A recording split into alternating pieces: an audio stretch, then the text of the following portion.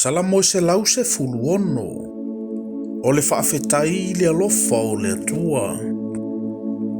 O te alofa, awa ua whaafafonga mai e ova i lo uleo ma u ai oi. Awana liliu mai o na fofonga i a te au. O leo te wala awatu ai i a te ia i lo uolanga. Na si o mia au i mai le i o ti ai. Na maua au e puapua ngā o le tuunga mau. Na maua au e le puapua ngā ma le whanua noa. O na ovala au atu lea i le suafo Yehova. Yehova e, o te ai o iantu ia e lavea i mai i a te au. O Yehova, o lea lo fafua ma lea miotonu ia. O lo tātou atua, e alofa muti muti vale ia.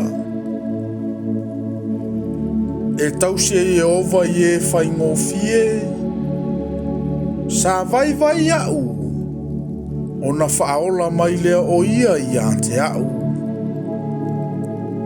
Lo ua ngā ngai, ia e fo i atu i lo mapusanga. Awa uanga lelei mai e ova i a te oe. Awa ua e la vea i mai i a te au na i leoti.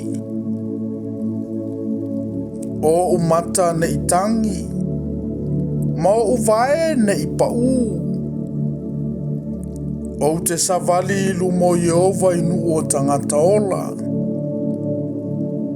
Na o whaatuatua, o le mele na o tautalantu ai, o au nei sa matuati ngā ina au. O au nei sa o whaapea atu i lo upopole, ua pepelo tangata umalava. Se ase mea o te tauia i atu i a Yehova o na olonanga lelei mai umalava i a te au. O te avae le ipu o le olatanga, ma ovala au atu i le suafo Yehova. O te avatua i a Yehova i luma o lona nuu umalava o mea na o tauto ai. E sili sili i le manatu o Yehova le oti o na tangata mi o atua. O te aio i atu, Yehova e, o lau au na lava au. O lau au na unei. O le tama lau au na fafine. Ua e tatala mai o unoa noanga. O te whaile taulanga o le vi inga i a te oe. O te walau atu foi i le suafa o Yehova. O te avatua i a Yehova i luma o lona nuu umalava o mea na o tauto ai. I loto a o le fale o Yehova.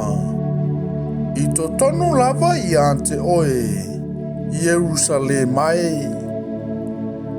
I au tau vivi i atu i a Ioa.